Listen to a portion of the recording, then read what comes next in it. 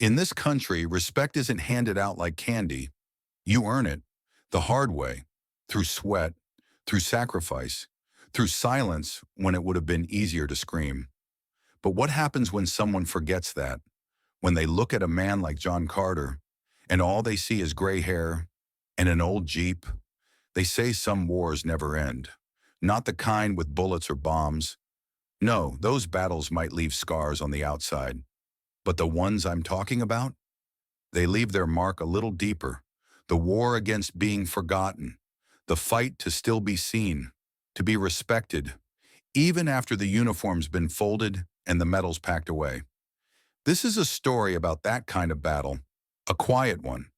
The kind fought not on the front lines, but on sidewalks, parking lots, coffee shops, anywhere people forget that dignity doesn't retire.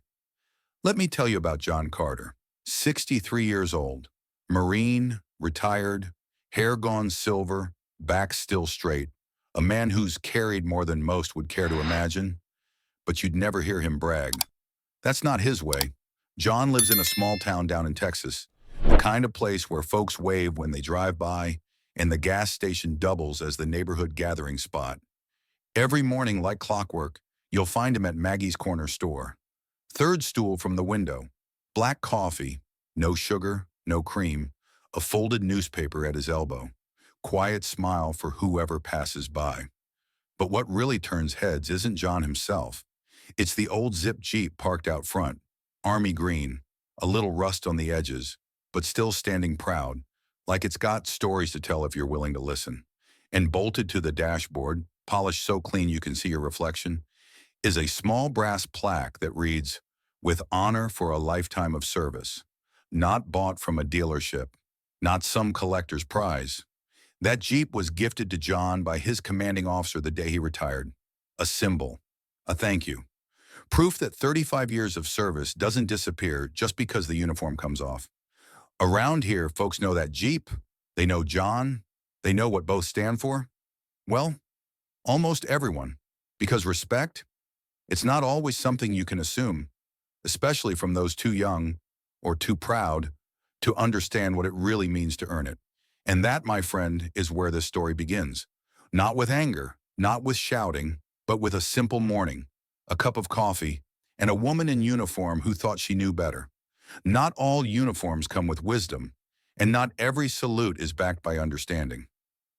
The door to Maggie's corner store swung open with the kind of force that made the little brass bell above it jingle twice, then once more for good measure, as if even it was caught off guard. In stepped Lieutenant Amanda Blake, 32 years old, blonde hair pinned back so tight it looked like it might snap. Sharp jawline, sharper eyes. Her uniform? Crisp. Pressed so clean you could see the crease from across the room. The silver bars on her collar caught the light like they were proud to be there. Amanda moved with the confidence of someone used to giving orders. Head high, shoulders squared, chest out. Not a single doubt in her stride. New to town, freshly stationed at the military base just outside the city limits. She hadn't been here long enough to know the names of the regulars or the stories behind their faces, but that didn't stop her from assuming she already had the lay of the land. She scanned the room once, a quick sweep, the locals sipping their coffee, glancing up just long enough to take her in, then returning to their conversations. Her gaze didn't settle on anyone inside. Her attention went straight through the window, out to the parking lot, where John's Jeep Zip sat like it always did. Army green, sturdy, a bit of Texas dust settled on the fenders like seasoning. Amanda's eyes narrowed. Without so much as a good morning, she turned on her heel and strode back outside. Her boots struck the pavement like a snare drum. 1, 2, 3, before she stopped squarely at the front of the Jeep. She circled it once, arms folded across her chest, lips tight. Government property. That was the only thought in her head. What business did some civilian have, rolling around in a military Jeep like it was their personal plaything? No base tags, no authorization sticker, and whoever owned it clearly didn't have the courtesy to park it on federal ground where it belonged. Her eyes traced the bold shape of the vehicle, landing on the brass plaque inside. She squinted, reading through the reflection in the windshield. with honor for a lifetime of service. Amanda gave a soft, dismissive snort. Nice touch, she thought. Probably something bought online, slapped on to look important. Civilians love their support the troops memorabilia. Hats, flags, bumper stickers, plaques, always eager to borrow respect they hadn't earned. She crossed her arms tighter. It was one thing to respect the military, another thing entirely to impersonate it. Amanda took a breath, squared her shoulders even higher, and marched back toward the door, determination hardening her jaw. As she stepped inside, the quiet murmur of the cafe dulled. "Excuse me," her voice rang out clear and sharp, loud enough that every head turned. "Who owns that Jeep out front?" John looked up from his coffee, folded the paper slow, set it down, and met her gaze. "That'd be me, ma'am." Amanda's lips curved into the kind of smile that doesn't reach the eyes. "Well, sir," she said, drawing out the word like it tasted bad, "I'm going to have to ask you to move it. That's military property, and it's not supposed to be parked out here."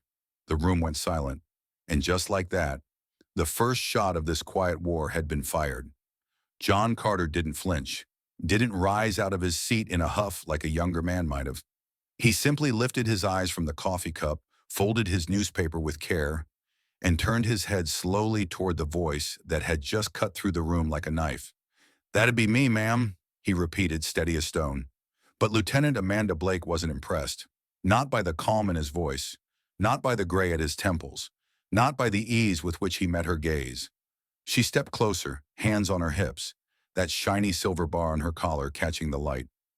"Well then," she said louder now, as if volume could make up for what she lacked in understanding, "you should know better than to be driving a military jeep without proper clearance. Vehicles like that belong on base, not parked outside some convenience store like a souvenir." A soft gasp escaped from one of the older gentlemen at the counter. The room stiffened, but no one spoke.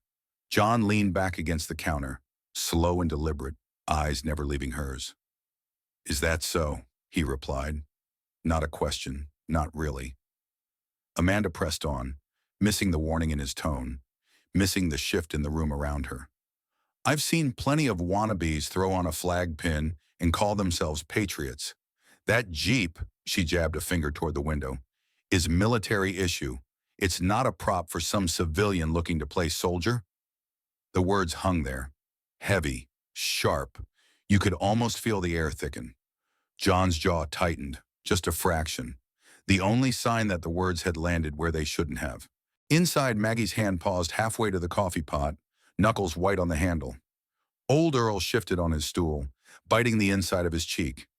Even the usual hum of the old ceiling fan seemed to slow, but John stayed seated, calm, measured.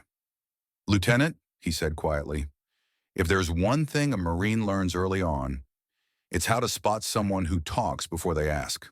Amanda blinked, caught off guard by the softness in his voice. No anger, no bluster. Just weight. Authority built from years of standing where others fell. "I suggest," he continued, "before you go accusing a man of stealing valor, you might want to be real sure of who you're talking to." The silence that followed was thick enough to taste. Amanda's lips parted, ready to fire back. But the words didn't come as easy now, because something in John's eyes told her this wasn't the fight she thought it was, and the next words he spoke would be the ones she'd remember.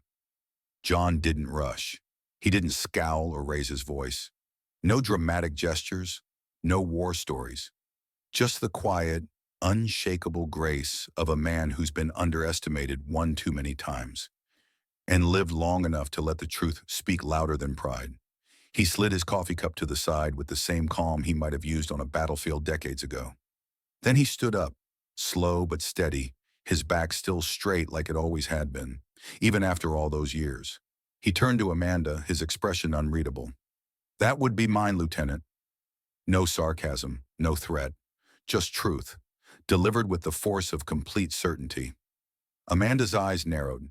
She folded her arms across her chest, lips thin, the muscle in her jaw twitching. "Sir," she said, as if biting back the urge to say something worse, "unless you're active duty personnel, that vehicle is not authorized for private use." especially not with visible insignia. Her tone dripped with that blend of condescension and overconfidence that only youth mixed with rank can produce. John stepped past her, walked out onto the porch of the store. The bell above the door jingled again, softer this time, like even it sensed something important was happening. He motioned toward the Jeep with his chin. "You want to see something, Lieutenant? Come on." Amanda followed, though slower now, uncertain. A few of the regulars at Maggie's drifted toward the window, peering out like they were watching a showdown in an old Western. Except this time, the man with the quiet eyes held the real firepower. John walked around the front of the Jeep, placed a weathered hand gently on the hood like greeting an old friend. Then he opened the driver's side door and reached inside. From the glove box, he pulled a thin leather case, old but well kept. He flipped it open with care, revealing two things: a letter, yellowed at the edges, stamped with the official seal of the United States Marine Corps, a brass plaque mounted on dark wood, engraved in fine lettering, "With honor for a lifetime of service. Presented to Master Gunnery Sergeant John E. Carter, USMC, upon retirement after 35 years of distinguished service." Amanda's face went pale. John held the letter out, steady. "This was signed by General Monroe himself," he said, voice still low but firm. "That Jeep was mine the day he shook my hand and said thank you. I didn't buy it. I didn't borrow it. I bled for it." Amanda took the folder, eyes scanning the words. The official signature, the commendations, the weight of a legacy spelled out in military ink. Behind her, the townsfolk had gathered on the porch, quiet, watching. John straightened his jacket and met Amanda's stunned gaze with something that wasn't anger. No, this wasn't about rage. It was about dignity. "You looked at me and saw an old man playing dress-up," he said, "but I've worn this country's colors longer than you've been alive." The silence that followed didn't need filling. Amanda didn't speak, because for the first time since she walked into town, she finally understood who she was standing in front of. Amanda Blake stood frozen, her hands gripping the folder a little too tightly.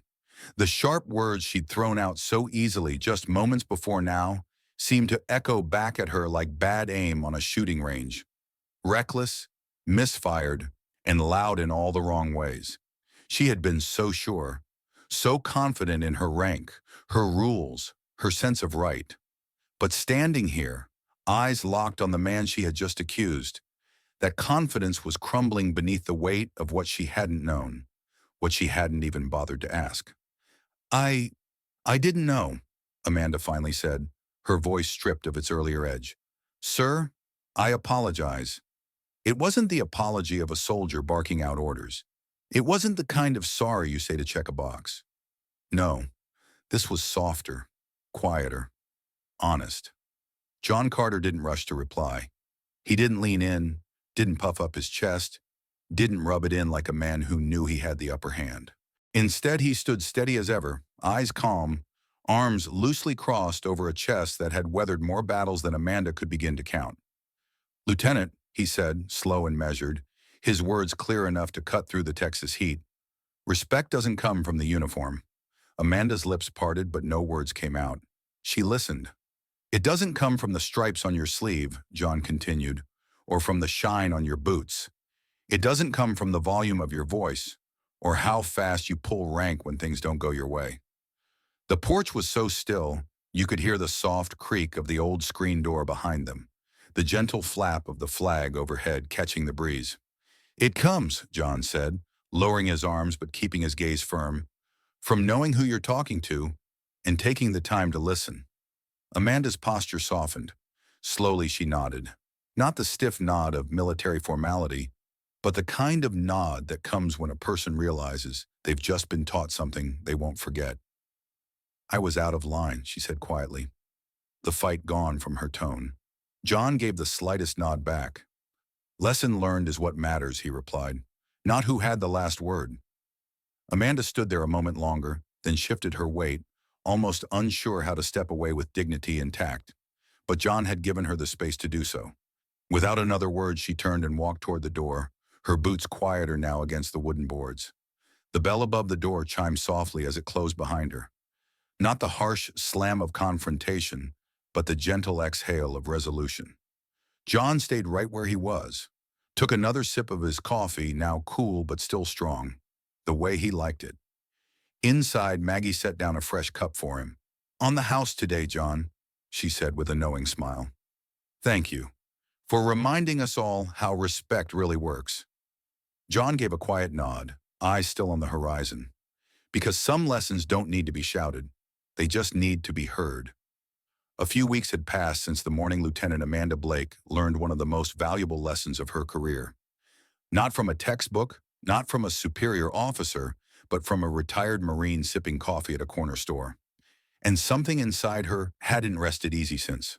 Amanda wasn't the type to let a mistake slide without making it right. The words John Carter had spoken that day had stayed with her, like the echo of a drill sergeant's command. Respect doesn't come from the uniform. It comes from knowing who you're talking to and taking the time to listen.